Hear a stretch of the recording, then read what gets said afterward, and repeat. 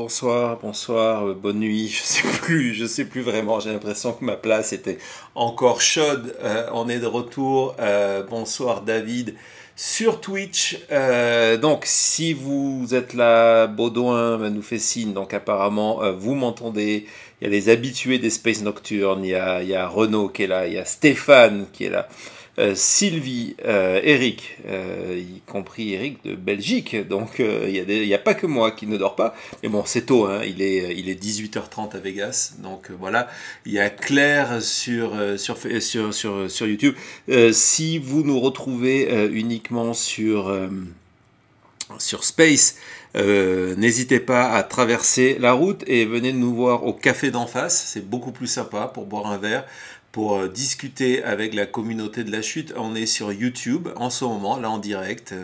Il y a de l'image, je me vois. Thomas est à la réalisation encore. Et vous pouvez évidemment participer aux discussions.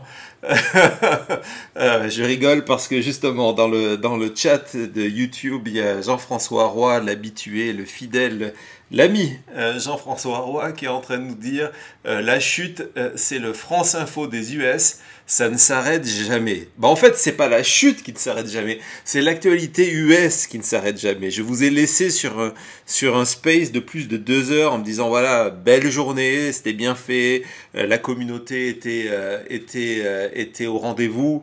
On était très nombreux aujourd'hui sur Twitch aussi, sur Facebook, et évidemment sur Twitter, X, donc avant que ça ferme. Si ça ferme en Europe, on verra. Et puis voilà, le programme était chargé. Il y avait évidemment le chaos au Congrès avec cette élection, ce troisième tour de scrutin annulé. Finalement, tour de scrutin qui aura lieu demain matin. Demain matin, heure de Washington, à 10h à Washington, beaucoup plus tôt d'habitude. Pour une raison très simple, c'est que nos amis représentants ont envie de partir en week-end. Donc ils vont voter tôt. Ce que ça va donner, je n'en sais rien. Jim Jordan, le candidat choisi par Trump, a décidé de se représenter. En face de lui, les républicains qui ont déjà refusé de voter pour lui ont dit qu'ils n'allaient pas voter. Je ne vois pas comment il va arriver à 217 voix. On suivra ça évidemment demain matin et puis dans les horaires normaux du space de la chute, c'est-à-dire 21h en Europe, 15h au Québec. On essaiera de débriefer ça et de débriefer aussi ce qui va se jouer demain à Mar-a-Lago. Donc tu vois, Jean-François, ce n'est pas moi, c'est l'actualité qui n'arrête pas. Et puis il y a eu cette déflagration énorme du côté de la Géorgie avec Sidney Powell, the Kraken, l'avocate spécialisée dans les théories de la conspiration les plus fumeuses, mais que Trump souhaitait utiliser pour tenter de rester en place, qui a décidé de collaborer avec la procureure de la République en Géorgie où Trump risque de la prison. Donc c'est un moment important, un moment qui a pris de surprise, qu'on a appris aussi Trump lui-même et l'entourage de Trump qui ne pensait pas que Sidney Powell soit celle qui craque, qu'elle était une ultra MAGA et qu'en tant que ultra MAGA, elle ne craquerait pas. Bon, c'est une réalité, sauf que, lorsqu'on fait face à 20 ans de prison, ben on commence à réfléchir. Et c'est ce qui s'est passé, donc elle a décidé de témoigner à charge. Si vous n'avez pas encore vu ou revu l'émission de la chute, le space de la chute qu'on a fait plus tôt, donc sur Jim Jordan, les dernières infos aussi de New York et la Géorgie, je vous conseille d'aller le voir en rediffusion. C'est sur YouTube. Tous nos podcasts, que ce soit les Space, le Space de la chute, nos espèces de quotidiennes liées à l'actualité et notre émission du samedi où on va au cœur des dossiers les plus secrets de la politique américaine sont là-dessus. Donc c'était le programme de la journée, je pensais que c'était terminé, je savais que Biden allait faire son discours. J'ai regardé le discours de Biden, j'en ai pensé certaines choses dont on va dire, et puis j'ai commencé à discuter avec un ami en Floride, qui est français, des amis en Floride français qui venaient regarder il s'appelle Gérard, et il venait de regarder, le discours comme moi, et on a commencé à échanger dessus ce qu'on en pensait, sur comment on vivait la chose en étant français aux États-Unis, avec des références historiques, des références culturelles, etc., etc. Et dans la conversation, Gérard me dit, mais ça serait un très bon podcast. Et donc moi, j'ai fait une erreur capitale. Je dis à Thomas, bah, tiens, on pourrait peut-être faire un space, mais c'était plutôt une plaisanterie. Et 2 minutes après, Thomas avait fabriqué le petit short vidéo, petite publicité vidéo pour annoncer le space. Et donc voilà, je ne pouvais plus faire marche arrière, j'ai tweeté dessus. Vous avez été nombreux à dire, ah ben c'est super, un space nocturne, ben, c'est des horaires où enfin je peux être là. Et donc voilà, on est là ce soir, donc vous savez tout, très heureux de vous retrouver. On a Claire de Mexico. Ah ouais, ça serait sympa d'ailleurs. J'ai vu passer des horaires à 3h25 quelque part, dans cette 3h25 en Europe, j'imagine.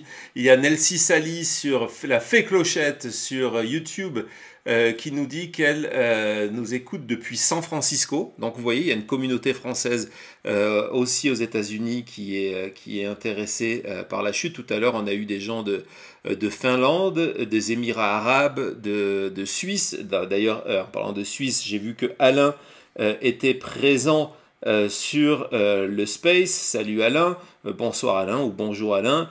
On a eu du monde de la Martinique, donc c'est vraiment intéressant de voir qu'on est en train de créer une véritable communauté francophone autour de l'actualité américaine qui ne s'arrête jamais.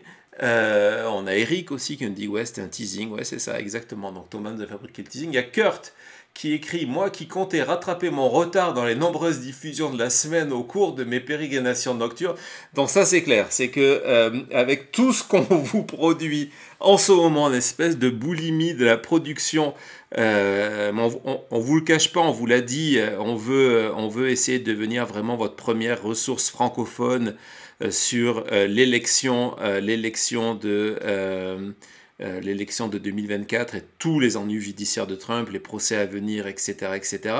Et donc voilà, donc on est présent au rendez-vous. On sait que si on veut exister aujourd'hui sur les réseaux sociaux, si on veut que l'algorithme de YouTube continue à nous mettre en avant et nous permettre d'agrandir cette fameuse communauté, bah, il faut être présent, il faut produire du contenu, c'est une machine, donc c'est ce qu'on fait. Donc merci d'être là, merci Arnaud de New York d'être là. On a aussi des messages j'ai vu passer des insomnies de Montpellier. Ben voilà, heureux d'occuper vos insomnies. On a David de Dieu qui, ou de Dieu, des dieux, je ne sais pas David, excuse-moi, mais on va dire David. David qui passe par la case Super Chat sur YouTube, c'est très sympa. Et en plus de ça, David est aussi un des fondateurs de la communauté La Chute sur Patreon. Vous pouvez venir vous inscrire et si vous souhaitez nous supporter financièrement, vous le pouvez. David, pour répondre 30 secondes et rapidement sous forme d'une petite parenthèse, oui, c'est prévu, je ne sais pas encore quand, mais évidemment, on reparlera de mon travail sur Marilyn Monroe, on reparlera de mon travail sur JFK. Le 22 novembre est une date anniversaire importante, d'autant plus cette année. Donc je sais que mon producteur préféré, Thomas, me pousse à faire un dossier spécial de la chute. On verra ce qu'on va faire, mais c'est certain qu'on reparlera de JFK et de Marilyn. Fin de la parenthèse. Kurt Wilcox aussi qui nous dit qu'il est content d'être là pour cette surprise nocturne. Formidable. Vous connaissez le principe de ces space nocturnes un petit peu décontractés. Aramis nous dit salut du Mexique, hello du Mexique, hola hombre, que tal? Et Antoine qui dit mais on vient pas juste d'avoir un stream il y a quelques heures. Oui, on vient juste d'avoir un stream quelques heures, mais on est de retour. Et pourquoi on est de retour? Parce que Joe Biden, donc le président des États-Unis, qui était hier en Israël, était de retour aux États-Unis et moment solennel et rare, il est venu parler aux Américains, s'adresser à la nation américaine et à travers à travers lui le monde pour commenter non seulement la situation en Israël, mais aussi commenter la situation en Ukraine et d'essayer de mettre tout ça dans une perspective qui résonne avec les Américains et après ce discours, je dirais, qui unifie les Américains. Donc on en parle tout de suite, on prend une pause de 5 secondes, on dit salut à Isabelle, bonjour, bonne nuit, qui a des insomnies à Montpellier. Décidément, on est populaire à Montpellier. Donc voilà, on se prend 2 secondes, le temps que je prenne une gorgée de thé au miel pour continuer à avoir un peu de voix, et puis on discute, et puis j'espère on discute ensemble, hein. Si vous voulez parler sur le space, manifestez-vous, et puis je vais vous donner mon analyse de ce discours qui va, à mon avis, rester comme un des discours clés de la présidence de Joe Biden. À tout de suite.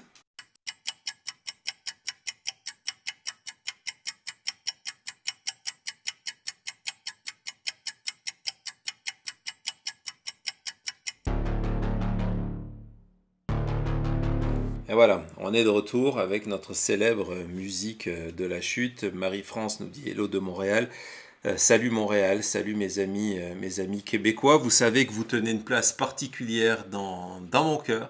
Que voilà, j'ai beaucoup d'amis, beaucoup d'habitudes. J'ai beaucoup d'amis d'ailleurs qui étaient de Montréal, qui étaient sur X et qui ont quitté X pour essayer soit Blue Sky ou soit Threads.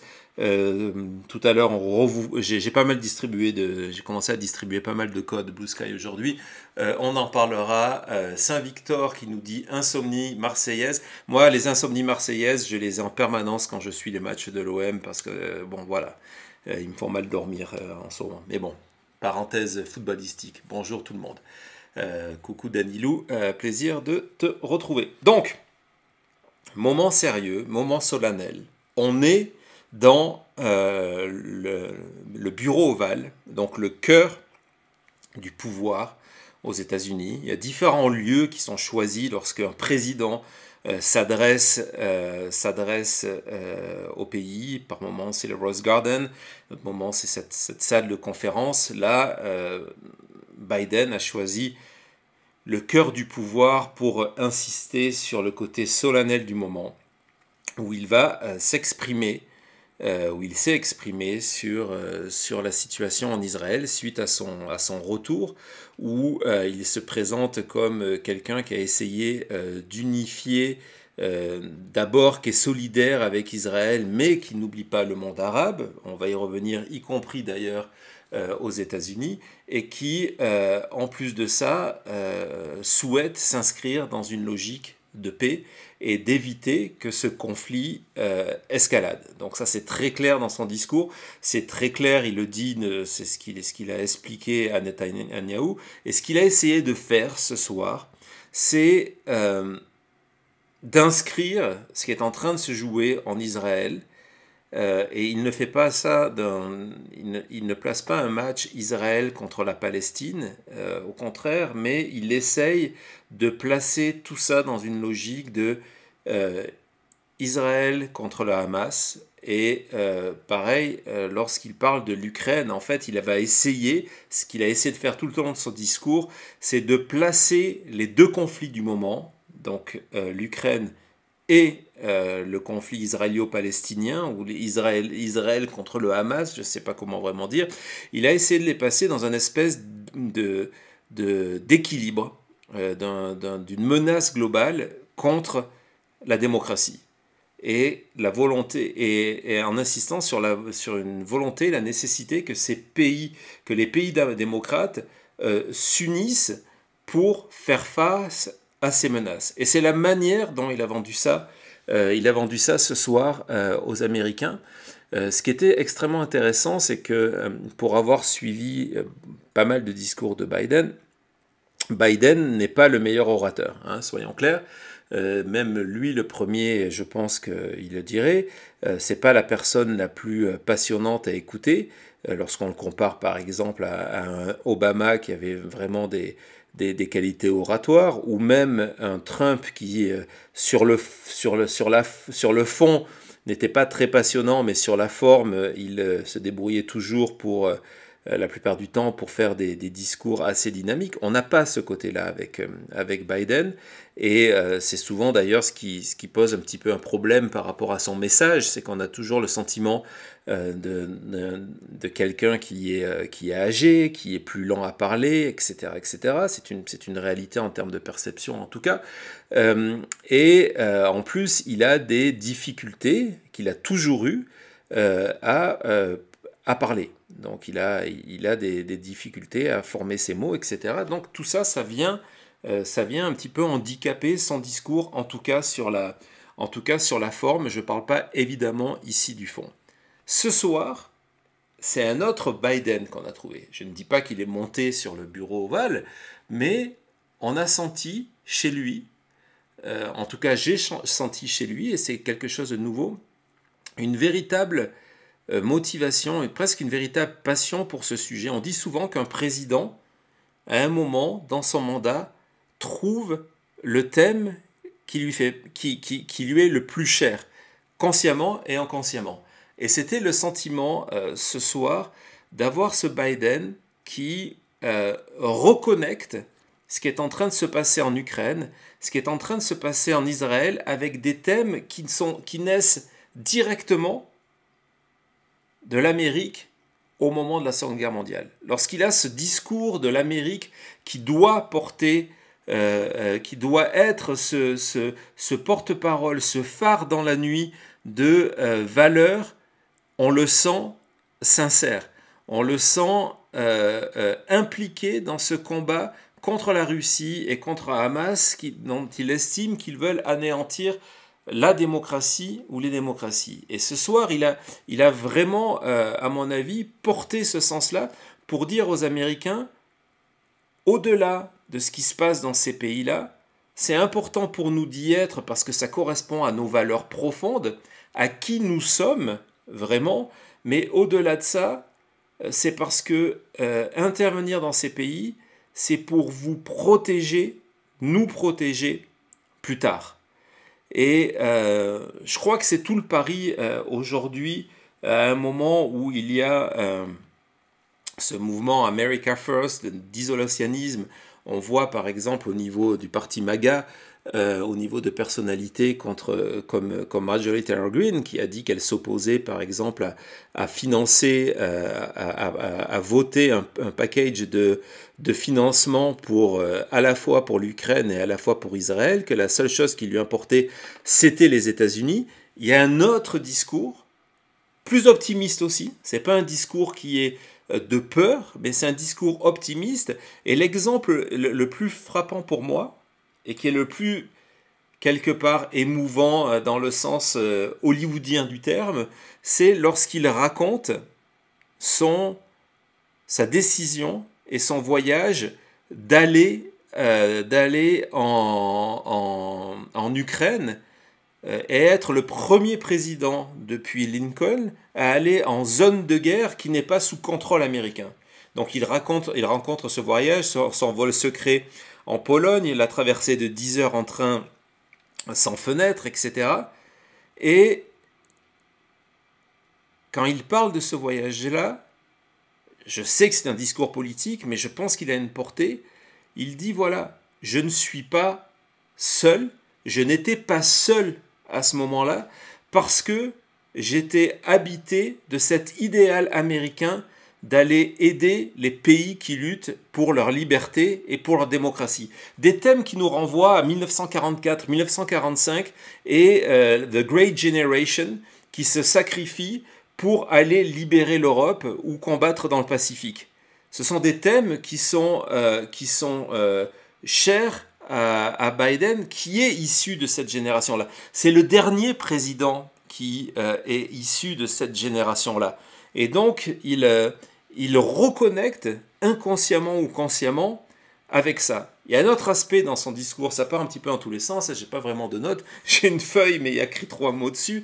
Il y a un moment qui, pour moi, a été très fort, c'est lorsque, très fort sur le côté américain, c'est lorsqu'il a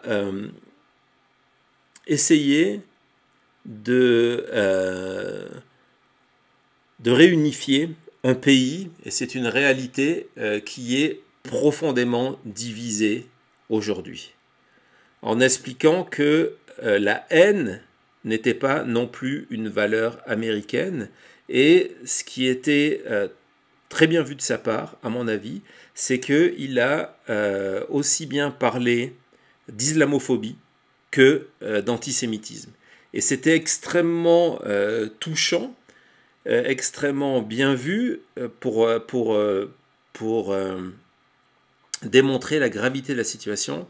Biden a décidé de rendre hommage à ce petit garçon, je ne veux pas dire le nom et mal le prononcer malheureusement, et à sa mère, qui ont été agressés il y a quelques jours. Le garçon a été tué. Je vous avais tweeté sur cette histoire-là. C'est un petit garçon de 6 ans, né aux États-Unis, d'origine palestinienne. Sa mère est une réfugiée palestinienne qui était installée aux États-Unis depuis 12 ans, qui habitait dans l'Illinois, pas très loin de Chicago, et ils ont été attaqués par leur propriétaire, qui les a attaqués au couteau, qui a tué ce petit garçon de 6 ans, 26 coups de couteau, qui a blessé grièvement sa mère, qui est toujours hospitalisée, sous le seul prétexte qu'ils étaient musulmans.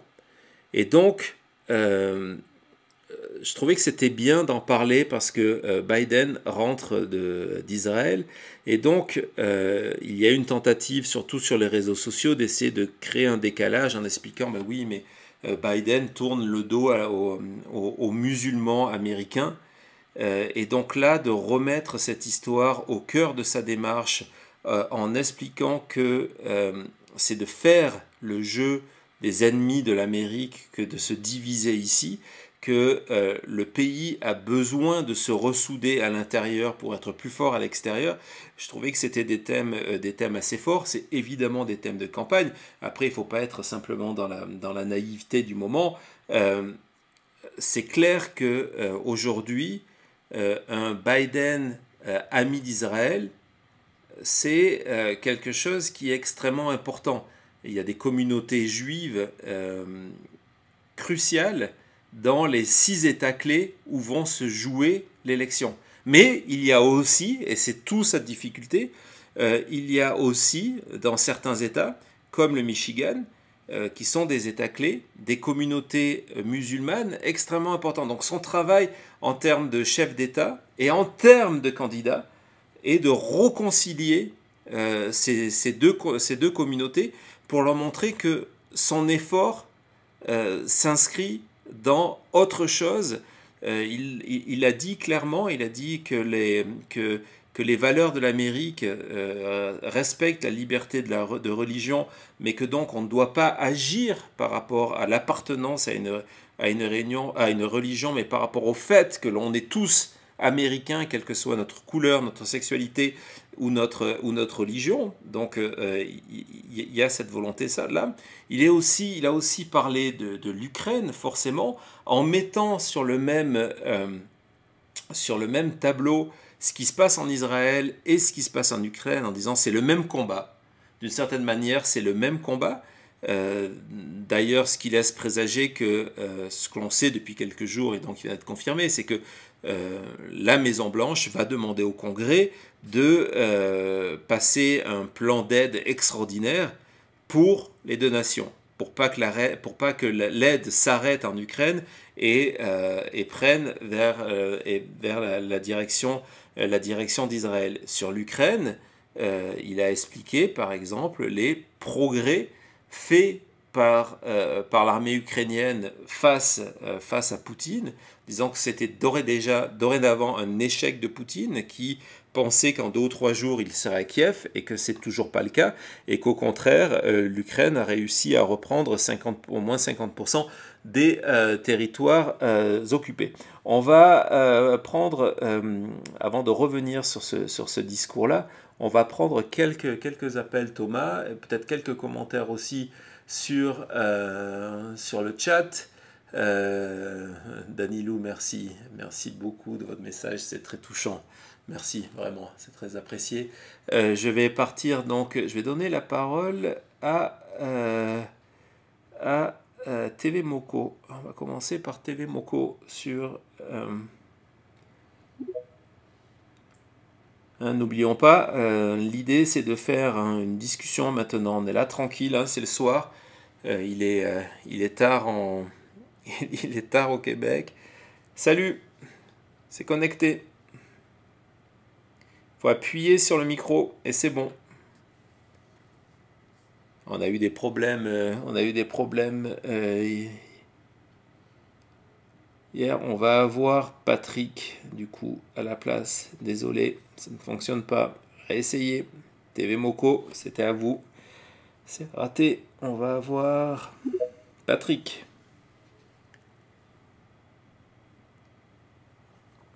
En espérant un peu plus de succès. C'est à vous. Vous pouvez appuyer sur l'icône du micro tout en bas. Allô, allô, allô.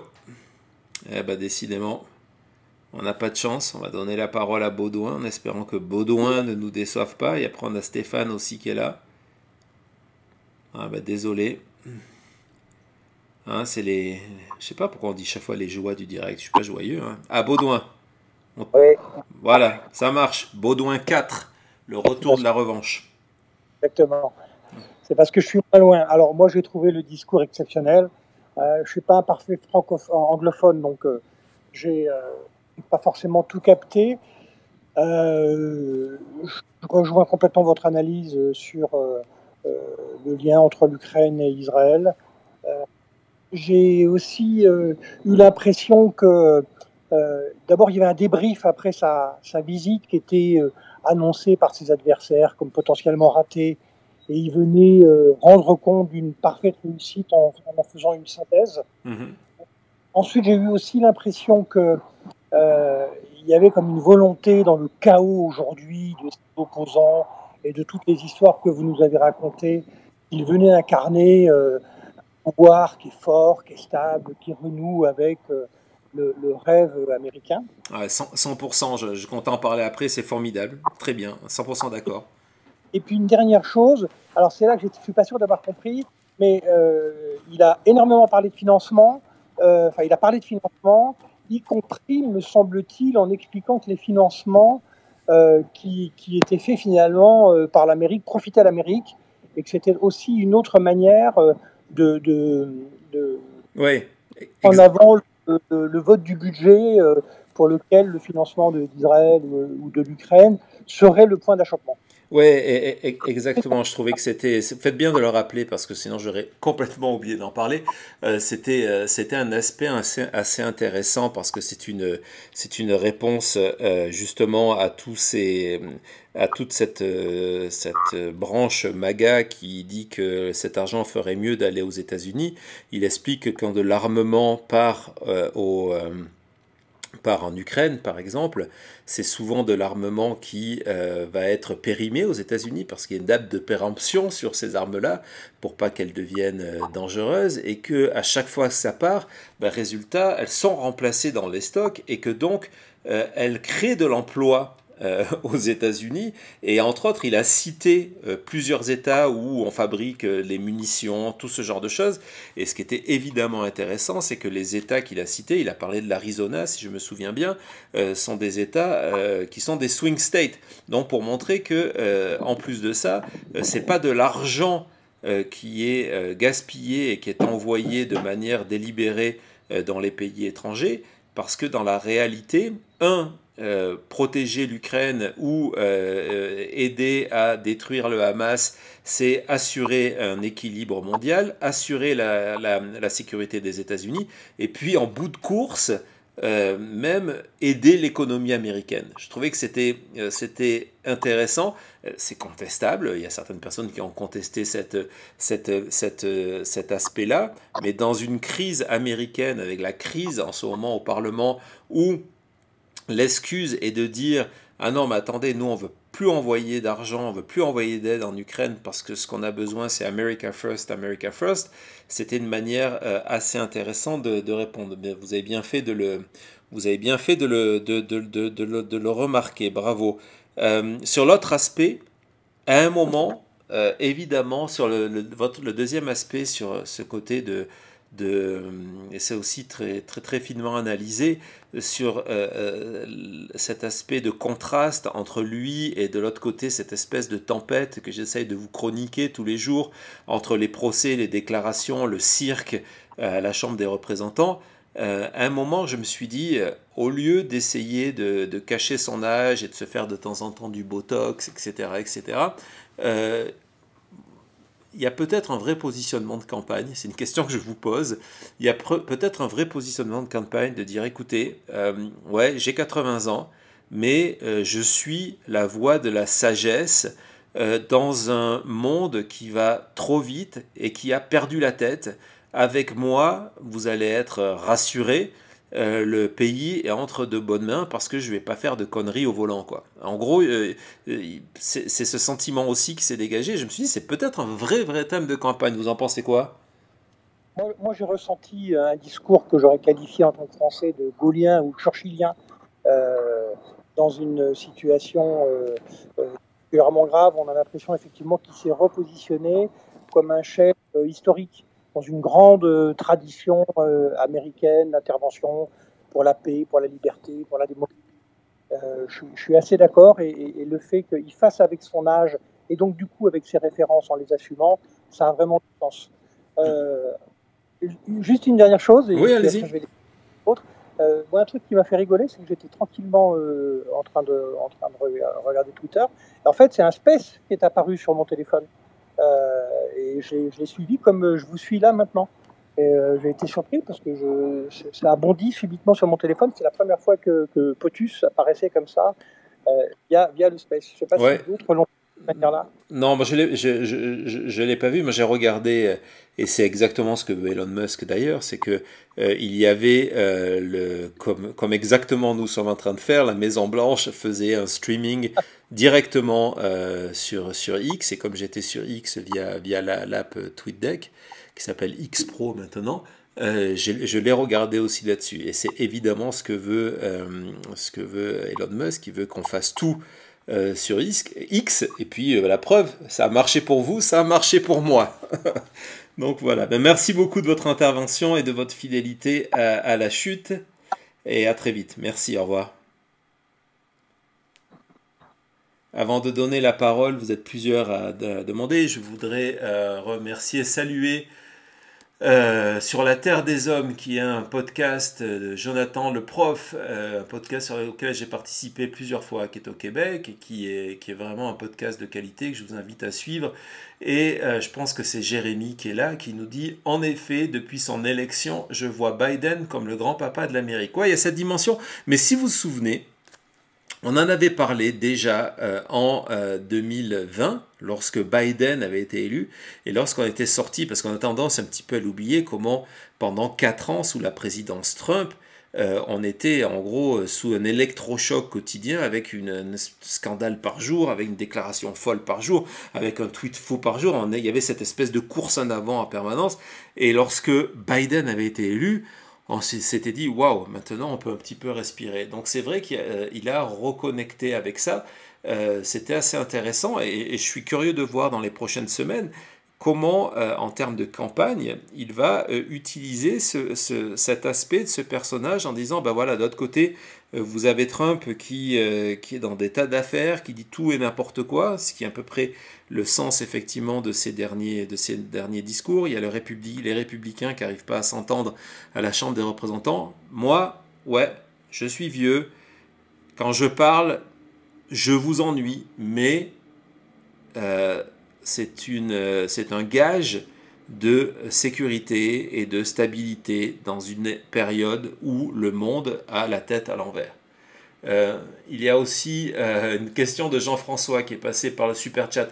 Merci Jean-François pour ta participation au financement de la chute, et j'ai reçu aussi des notifications que plusieurs d'entre vous étaient allés s'inscrire sur notre page Patreon. Tous les liens sont disponibles. Si vous allez dans la bio de ma page Twitter, il y a un Linktree, vous cliquez dessus et vous pouvez aller vous inscrire sur Patreon. Donc merci à ceux qui l'ont fait. Merci à Jean-François pour le super chat qui nous dit un discours ça passe, mais un débat, il y arriverait, Biden face à Trump?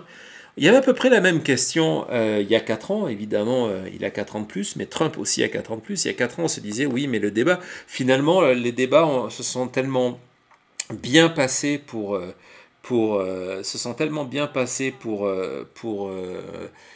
Biden que il y en a eu moins que prévu. Et sincèrement, c'est vrai qu'on est, parlons 30 secondes de l'âge de Biden, qui est un sujet souvent de news, particulièrement en Europe et en France. Dans la réalité, lorsqu'on regarde les dernières interventions de Trump, souvent on oublie son âge parce qu'il est extrêmement maquillé. Hein. On vous a passé des photos où il est plus que extrêmement maquillé, où il est devenu complètement orange comme un Doritos, hein, vous connaissez ça au Québec, et un Cheetos. Dans la réalité, je pense que lui aussi, toute façon, commence à ralentir. Donc je ne sais pas ce que ça donnerait en fait un débat entre les deux, un débat dans un an. Je ne sais pas s'il y aura des débats. Je ne pense pas que Trump souhaite qu'il y ait des débats. On le voit, il refuse d'aller faire les débats du côté des primaires républicaines. Donc Jean-François, c'est une bonne question. On verra où on en est dans un an. Si un débat devait avoir lieu aujourd'hui, je me fais pas trop de soucis. Je pense que Biden sera en mesure de bien y figurer. On verra ça. Merci pour ta question. Et encore une fois, merci pour ton super chat. Dans le space, je vais donner, il attend depuis un moment, la parole à notre ami Stéphane. Et comme vous allez l'entendre, Stéphane ne vient pas de France, mais vient du Québec. À toi, Stéphane. Bonjour William, bonsoir et bonne nuit à tous. Ouais, salut. Je vais commencer par dire que, comme tu as si bien dit, Biden n'est pas le meilleur des orateurs, mais quelle bête politique quand même. On voit 8 ans de vice-présidence, 4 ans de présidence et tente quelques années au Sénat, ça apporte quelque chose. C'est sûr. Et on voit tout de suite que ils ont trouvé le bon moyen pour pouvoir recadrer un peu le message. Et c'est important. Et je me demande, je ne sais pas pour toi, mais d'après moi, le Hamas, j'imagine que les armes qui leur sont fournies transitent soit par l'Iran ou directement de la Russie. Je me demandais, est-ce que ça n'aidait pas le narratif russe que cette attaque-là survienne pour dire on va tasser un peu l'Ukraine du front page pour amener ça ailleurs? Ouais. Et selon le discours de ce que fait Biden, il l'a ramené tellement bien que c'est vrai. Ça ne fonctionne pas. C'est vrai, c'est une bonne idée parce que c'est une très bonne remarque. C'est vrai que parmi les théories, parce qu'évidemment on ne sait pas tout encore aujourd'hui, mais parmi les théories de l'idée d'un Hamas avec derrière l'Iran et la Russie quelque part dans cette photo-là, on s'est dit, bah tiens, du coup, l'Ukraine n'existe plus. Et lorsque d'ailleurs on entendait cette rumeur que la Maison-Blanche allait demander un nouveau package de financement au Congrès, il y a même des élus qui se sont dit, oui, mais Israël, oui, mais pourquoi l'Ukraine? Et donc, ce qui était habile ce soir, c'est la manière dont il a lié les deux conflits pour les sortir de leur cadre régional et d'en faire un combat pour la démocratie. Et ça, maintenant, il faut voir comment ce discours va passer, mais en tout cas, il a donné les outils pour les démocrates sur le terrain pour aller convaincre les électeurs, et même certains républicains, dont on sait que certains républicains étaient partisans et continuent à être partisans de soutenir l'Ukraine, pour aujourd'hui se repositionner par rapport à leur base qui est plus opposée à l'envoi d'argent. Donc ça, effectivement, tu as 100% raison Stéphane, c'était très habile de sa part. Et autre chose aussi, dans son discours, je n'ai pas tout écouté, mais de ce que j'ai cru voir, il a mentionné le Hamas, évidemment, et non pas l'État palestinien. Mm-hmm. plus qu'il faut, et Poutine, et non pas la Russie. Donc, on dirait vraiment qu'il essaie de détacher Ouais. les peuples vis-à-vis les autocrates ou les terroristes. Ouais, Et ça, c'est finement joué. Non, non, exactement, tu as 100% raison. D'ailleurs, lorsqu'il a parlé de la Palestine, il a réaffirmé la position américaine d'avoir deux États, donc l'Israël, la Palestine.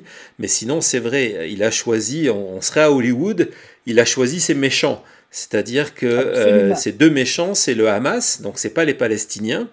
D'autant plus qu'il y a d'importantes communautés palestiniennes aux États-Unis et de nombreux représentants de ces communautés palestiniennes ont été écœurés, comme nous tous, de ce qui s'est passé le 7 octobre en Israël. Donc il a vraiment voulu différencier ça en disant le méchant, ce ne sont pas les Palestiniens, ce n'est pas la cause palestinienne, ce n'est pas le débat sur un État palestinien. Le méchant, c'est le Hamas. Et lorsqu'il a parlé de la Russie, c'est une manière aussi de faire passer le message que le peuple russe n'est pas visé et qu'il fait de Poutine ce candidat dictateur, comme on peut dire aussi, au lieu de parler de l'Allemagne, de parler des nazis à l'époque, ou de parler de Hitler. Et pour moi, ce discours s'inscrit dans quelqu'un qui a grandi avec ce qui s'est passé pendant la Seconde Guerre mondiale dans le rétroviseur et en connaissant parfaitement les mécanismes et les conséquences. Et dans ce sujet-là, on sent Biden 100% à l'aise de parler de ça, sans avoir besoin de ses notes et de sentir que c'est un thème qui résonne avec lui. Et ce qui est excellent, c'est que lui a fait une très belle performance en tant qu'orateur, mais les speechwriters ont été sur le clou. C'est vraiment... Ça a été très bien fait de ce côté-là. Alors, je vais te laisser avec les autres intervenants, mais deux choses rapidement. Vas-y. Je ne sais pas si tu as vu que sur Truth Social, il y a eu un compte qui a été créé qui s'appelle Biden Campaign. Ouais. Et qu'il a plus de followers présentement que Donald Trump. Et ça doit tellement... les bouteilles de ketchup doivent revoler partout. Ouais, en ce moment, d'après moi, pour être honnête, il doit y avoir une pénurie de ketchup parce qu'avec ce qui s'est passé aujourd'hui, bon, il a passé sa journée apparemment sur des terrains de golf. Je pense que c'était la meilleure chose qu'il puisse faire parce que s'il avait été à New York face aux caméras, après ce qui s'est passé aujourd'hui, et puis là maintenant ce qui s'est passé ce soir, ça aurait été terrible.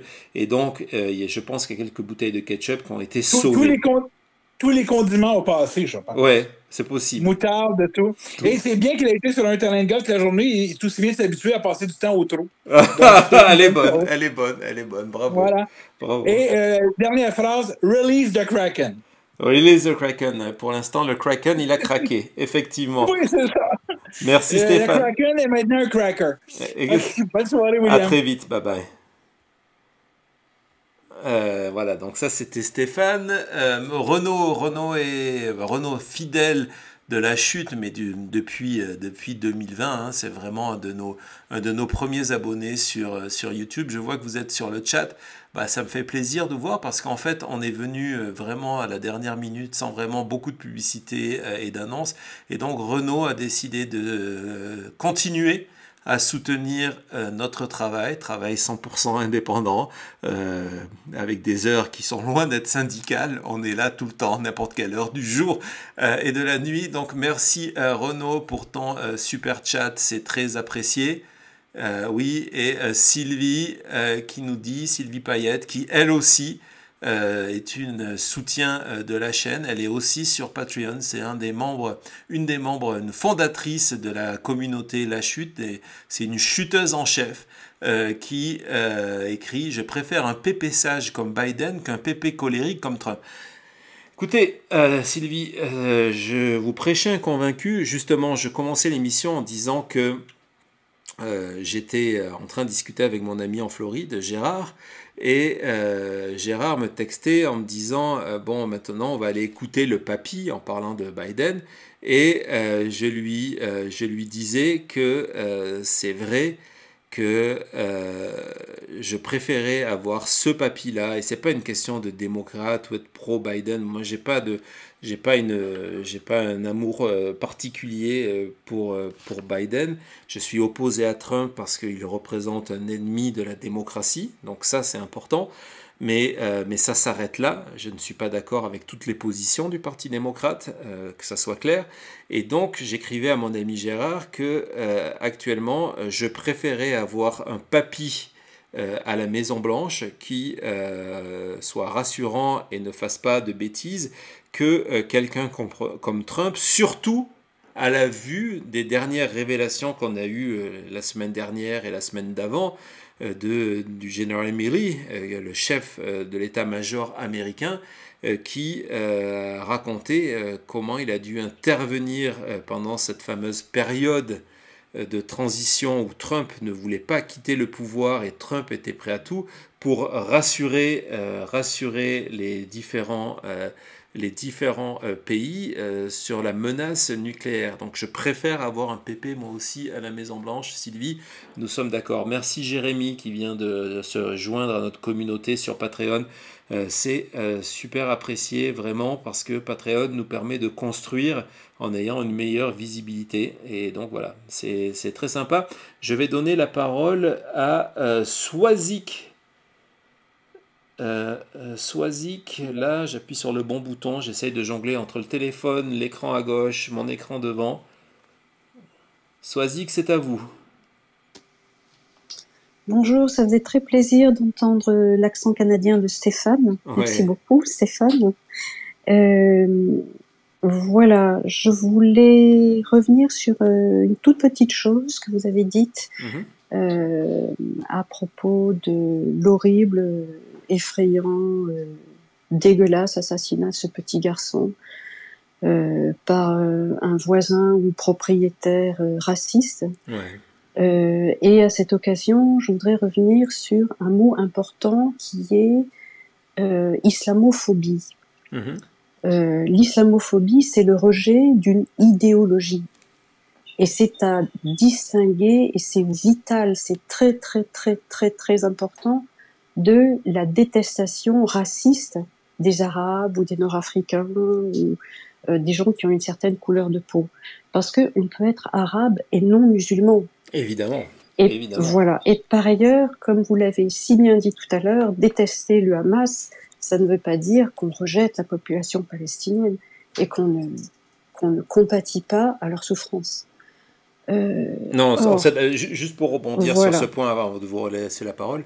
Voilà, l'islamophobie, je suis d'accord avec vous. C'est un droit. Oui, oui, mais c'est le mot. Pourquoi j'ai utilisé ce terme? Parce que ça a été le terme aujourd'hui utilisé par Biden lui-même. Donc, je me fais écho de ce qu'il a dit. Donc, c'est pas une justification, c'est juste une explication. Et après, ce qu'il faut savoir sur ce crime.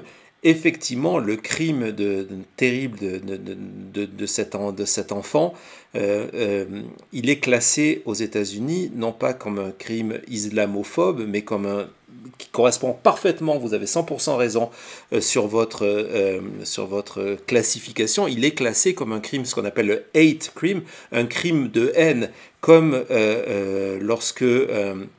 pour des raisons racistes, un noir américain est assassiné ou lynché, c'est exactement la même classification. Ou lorsque, par exemple, on attaque aujourd'hui et qu'on assassine un transsexuel parce qu'il est transsexuel, c'est classé comme crime de haine, un crime haineux, et donc il n'est pas classé comme un crime islamophobe, mais c'est le terme que Biden a employé aujourd'hui. Mais ce sont des précisions importantes qu'il faut faire. Les mots ont un sens, les mots ont un poids. Donc merci de votre précision et je vous rends la parole. C'est à vous, Swazik.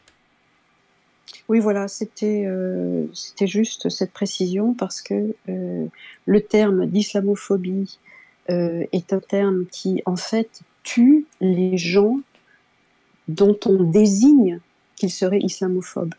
En France, c'est notre problème. C'est que être traité d'islamophobe peut conduire à la mort. Non, et il y a une énorme campagne financée, manipulée, on le sait, par des groupes très très très très puissants, qui a abouti ces derniers mois aux États-Unis à la reconnaissance du crime d'islamophobie, alors qu'en fait, il s'agit de la critique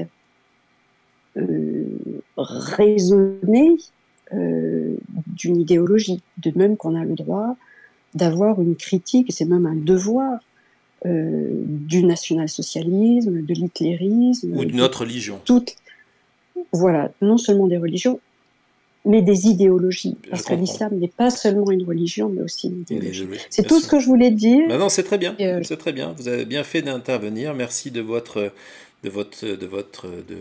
précisions, de votre point de vue. Il est bien noté. Et donc voilà. Merci beaucoup. On va donner la parole à Eric. Eric, c'est à toi. Et si vous voulez parler, n'hésitez pas. Hein. On est là pour ça. C'est le Space sert à ça. Eric, c'est parti. On t'écoute, on t'entend. Bonsoir William, bonsoir les Raymond et bonsoir à tous les gens qui sont sur le Space. Ouais. Je voulais, revenir sur Sleeping Joe, qui n'est pas Sleeping Joe que ça, ou du moins il est en train de vraiment retourner ce sobriquet à son avantage, parce qu'effectivement, moi aussi, je préfère voir un chef de guerre, mais un chef de guerre posé, plutôt qu'un chef de guerre très excité à la Donald. Ouais. Qui, comme tu l'as dit, aurait traversé Gaza à pied, aurait attrapé les gens du Hamas et les aurait mis autour de la table. Ouais. Et effectivement, en 3 heures, c'était réglé. C'est beau l'utopie, mais bon, ça ne marche pas comme ça dans la vraie vie, malheureusement. Non. Et voilà, et je préfère effectivement quelqu'un qui a l'air peut-être un petit peu endormi, parce que j'ai regardé un peu quand il était dans l'avion. Et c'est vrai, il est fatigué, mais il a quel âge? Et il se tape des kilomètres. Même si c'est un bel avion 747 tout confort, ça doit juste être épuisant. J'aimerais pas il a fait, quand on voit l'intégralité, parce que évidemment les réseaux sociaux se sont emparés souvent d'extraits coupés hors de son contexte, parce qu'à un moment il fait une pause avant de partir sur une tirade de 3 minutes. La tirade de 3 minutes n'est pas là, où il explique que justement souvent son équipe lui dit qu'il ne devrait pas venir parler à la presse après une journée de 16 heures, mais que lui, il pense que c'est important d'être là et de venir répondre aux questions tant qu'il en a. Alors que certains présidents, on le sait, Trump, c'était le cas, mais ça n'a pas été que le cas de Trump, était mis en permanence dans une espèce de cordon sanitaire pour pas qu'il se retrouve dans ces situations avec les médias, parce qu'on avait peur qu'il raconte n'importe quoi. Et pour ceux qui nous écoutent et qui n'ont pas compris la référence de Eric, qui est une référence très bonne et qui veut me dire qu'il suit mes tweets, ce matin, je crois que c'était ce matin, en fait, j'ai perdu le sens de l'heure et du moment. En tout cas, plus tôt aujourd'hui, j'ai posté un tweet. C'était ce matin, je crois. Ouais, c'était ce matin. J'ai posté un tweet d'une supportrice de Trump qui expliquait que si Trump était président, il aurait d'abord volé, évidemment, dans son Air Force One, comme l'a fait Biden, jusqu'à Tel Aviv, mais de l'aéroport de Tel Aviv, au lieu d'aller voir Netanyahou et recevoir et voir des Israéliens, des Israéliennes, lui, ce qu'il aurait fait, c'est qu'il aurait marché jusqu'au cœur de Gaza, et là, un par un, lui-même, il aurait libéré les otages, une forme de John Rambo de la politique, et en terminant sur cette phrase absolue qui, moi, m'a fait mourir de rire en disant qu'elle nous garantissait que c'est ce qui se serait passé si Trump était président. I guarantee. Donc voilà, c'était assez rigolo. Donc si vous n'avez pas vu, allez voir la chose sur ma timeline. Eric, tu as autre chose à rajouter? Te gêne pas, hein? Vas-y. Alors j'avais 2 choses à rajouter. La première, moi je suis pas anglophone ni anglophobe d'ailleurs. Non, tant mieux. Voilà. Je sais pas s'il a beaucoup parlé de l'Iran, Joe Biden, parce que pour moi un des nœuds du problème reste quand même l'Iran et alors il y a la Russie bien évidemment, mais il y a aussi l'Iran qui arme le Hezbollah et le djihad, et à des desseins pour éviter des rapprochements entre Israël et les autres pays du Proche-Orient, parce que c'est ce qui était un peu en train de se passer avant le 7 octobre. Alors je ne sais pas si, parce que l'Iran a mis la pression aussi en disant attention. Ouais, avec ce fameux message 2 heures avant son arrivée. Exactement. Ouais. Donc je ne sais pas si Joe Biden a renvoyé l'ascenseur en disant mais bon, attention aussi à vous aussi, ça Voilà, parce que la conférence a duré quand même assez longtemps. Donc, je Ouais. ne sais pas si toi, Non, tu peux nous en dire plus en fait, là-dessus. je suis en train de réfléchir à mesure que tu me parles en me disant ça m'a pas marqué, c'est intéressant. Moi, j'étais resté exactement sur la même remarque que Stéphane, je sais pas si tu l'as entendu juste avant, qui disait que voilà, il avait Oui, défini ses méchants et que les deux méchants, c'était le Hamas et c'était Poutine et non pas la Russie, et que il avait essayé de limiter le cadre à ça. Est-ce que ça correspond à sa volonté d'essayer de faire que cette crise ne continue pas à escalader vers quelque chose d'incontrôlable? C'est peut-être le cas.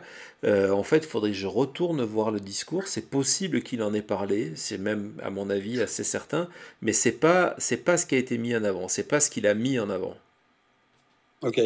Alors, en conclusion, Vas-y, vas-y, vas-y, vas-y. alors, qui n'a pas grand-chose à voir avec, avec les États-Unis, Ouais, d'habitude, je t'écoute en famille chez moi. ouais. On est trois autour de la table. Il y a ma femme et il y a un ami qui est là et on t'écoute très religieusement. Oh là Et là. ce soir, donc je t'écoute pas en famille, je t'écoute juste de la clinique où j'ai été hospitalisé et été opéré cet après-midi. Mais je voulais pas rater le space du soir. Alors, Bon je suis ben, avec mon téléphone dans ma chambre tout seul. Et c'est super cool parce que comme ça, tu vois, je vais tenir jusqu'à 23 heures et après, je devrais peut-être pouvoir m'endormir. bon ben, Donc pour écoute, ça, c'est génial et merci William. ben, je t'en prie, ça me fait, vraiment, j'espère que tu vas aller bien. T'es vraiment Ça devrait aller, ça devrait aller. un habitué de notre communauté. Donc, on te souhaite à travers moi toute la production Raymond qui est à côté de moi. Thomas me fait signe et les membres de la communauté La Chute. On te souhaite un bon rétablissement. Et puis, ça me fait extrêmement plaisir de pouvoir t'apporter un peu de réconfort et de divertissement, même si c'est pas forcément des sujets très amusants ce soir alors que tu es sur un lit d'hôpital. Donc bon courage Eric et donne-nous des nouvelles, ok? Ok, ça marche. Merci les Raymond, merci. Surtout ne changez pas et continuez comme vous êtes, c'est Non, génial. on va continuer, merci.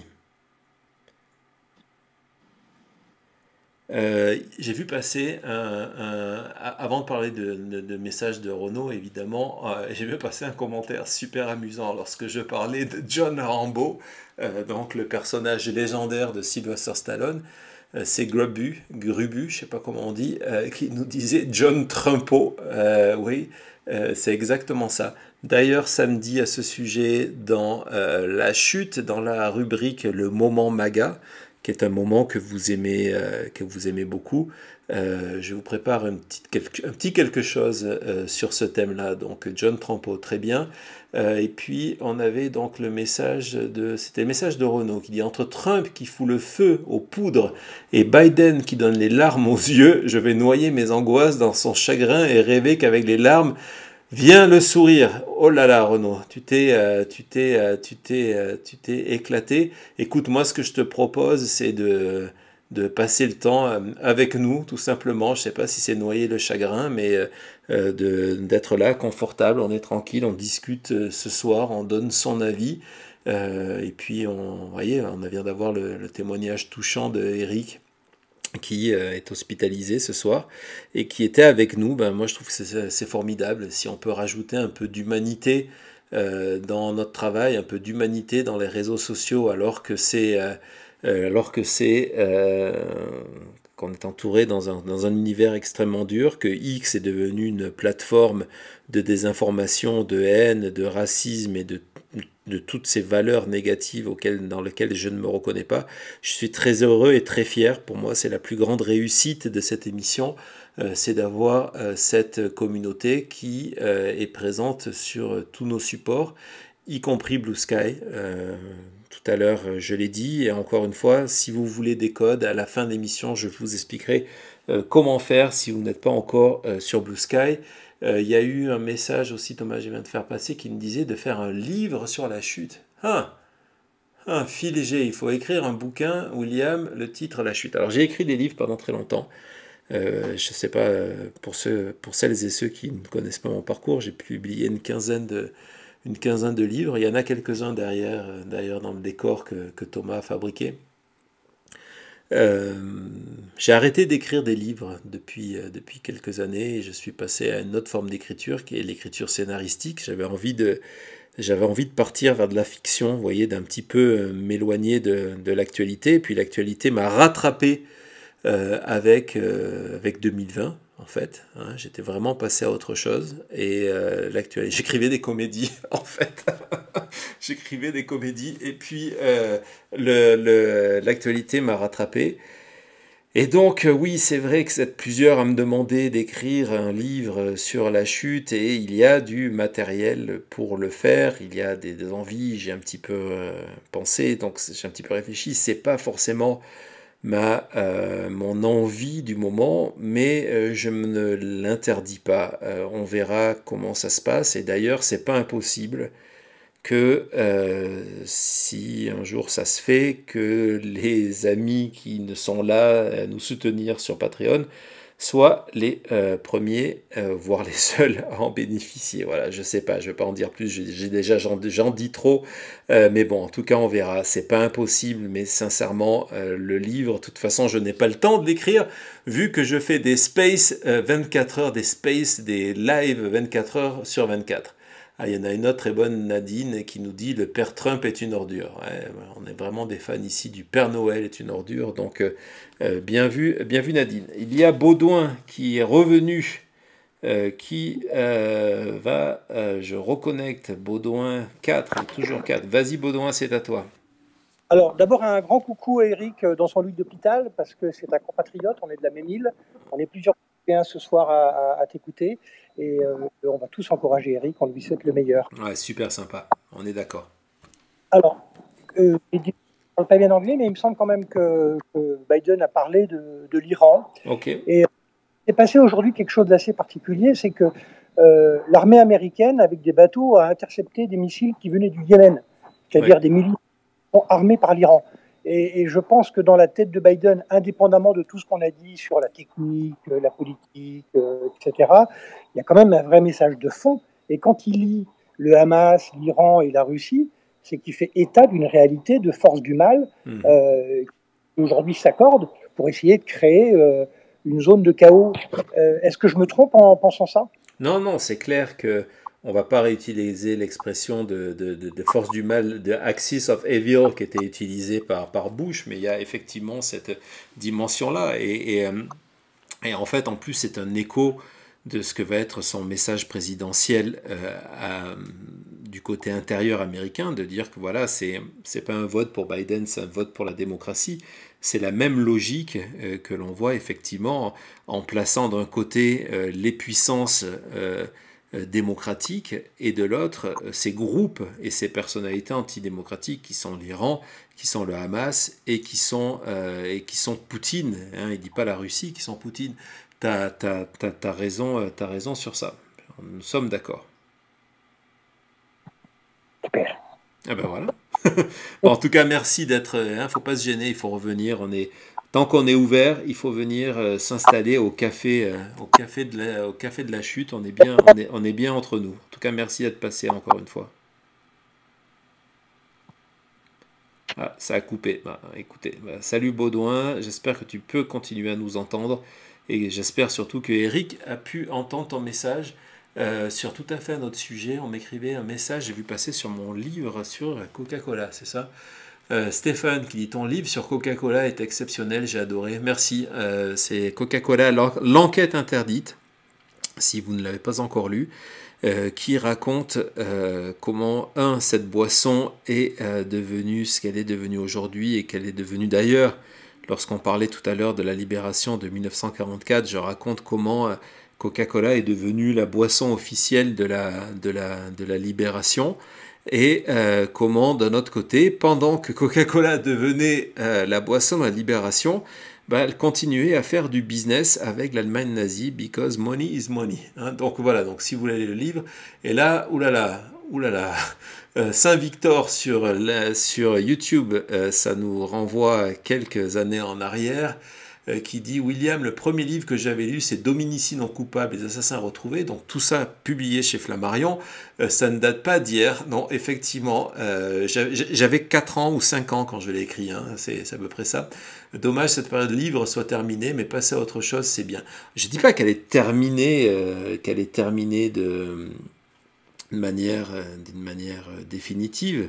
On verra comment ça se passe, mais à un moment, j'ai voulu faire une parenthèse. On vit qu'une fois, et depuis gamin, je voulais écrire des scénarios, donc je me suis dit, c'est ce que je vais essayer de faire. J'ai envie de faire de la fiction après avoir fait de la non-fiction, des enquêtes, avec tout ce que ça nécessite comme rigueur, et avec cette fierté d'avoir publié une quinzaine de livres sur des sujets aussi divers que la mafia, les dessous des campagnes politiques de Bush, sur Coca-Cola, qui est un sujet extrêmement difficile, sur l'industrie agroalimentaire avec un livre qui s'appelle Toxique, et tout ça sans jamais avoir eu un procès, alors que c'était des livres d'enquête sur des milieux qui, souvent pour faire taire les gens, n'hésitent pas à attaquer dès qu'il y a une manière d'attaquer. Donc voilà, donc on verra si ça reprend. En tout cas, Dominici, non coupable d'assassins retrouvés, je vous conseille soit de lire, soit de regarder. J'ai eu le privilège que ce livre soit adapté dans une mini-série de prestige de 2 épisodes avec 2 géants du cinéma français, un qui est décédé, qui est Michel Serrault, et un autre qui est toujours vivant, qui est formidable, qui est Michel Blanc. Donc je vous conseille d'aller voir cette série-là si elle se trouve quelque part, je ne sais pas où. Puis Thomas me fait signe. Donc Vincent qui revient sur un sujet, le sujet du jour. Biden doit-il attendre que le Congrès valide l'envoi de fonds ou il a les mains libres là-dessus? C'est une question complexe. Je pense que Biden, il a des possibilités de faire continuer l'aide, de passer par le Sénat qui mettrait ensuite une pression sur la Chambre des représentants.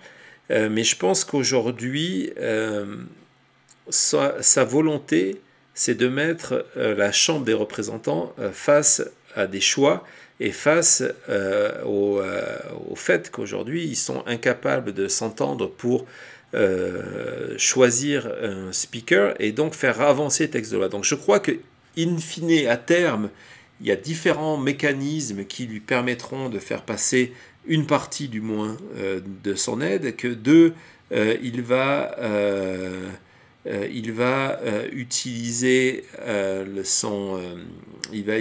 son poids au Sénat pour que le Sénat agisse là-dessus, mais que oui, la situation au Congrès, pas au Congrès, à la Chambre des représentants, qui est une partie du Congrès, si elle s'éternise, c'est quelque chose qui va évidemment poser problème. Donc ça va être à suivre. Biden a bien précisé ce soir que son plan d'aide, entre autres sur l'Ukraine, il devait être validé pour que tout cela ne s'arrête pas. Donc on va voir. Je pense que c'est un thème à suivre dans les prochains jours. Je me retourne vers Space pour voir si quelqu'un... Non, il n'y a plus personne qui veut parler. Finalement, les gens sont assez timides, alors que d'habitude, c'est Space Nocturne, il y a pas mal de monde. S'il n'y a plus personne, faisons vite le tour sur YouTube. Non, c'est bon. Écoutez, ça veut dire qu'on a fait le tour, que je vais enfin pouvoir passer à autre chose pour vous retrouver demain. Donc d'abord... Ah oui, les codes, Thomas. Les codes, j'ai oublié les codes. Si vous n'êtes pas encore sur Blue Sky, alors que nous sommes à un moment où, du côté de chez Monsieur Elon Musk, on réfléchit à peut-être arrêter X sur le continent européen pour ne pas avoir à se plier aux contraintes européennes, vous avez l'option Blue Sky. Donc, comme vous savez, je distribue des codes.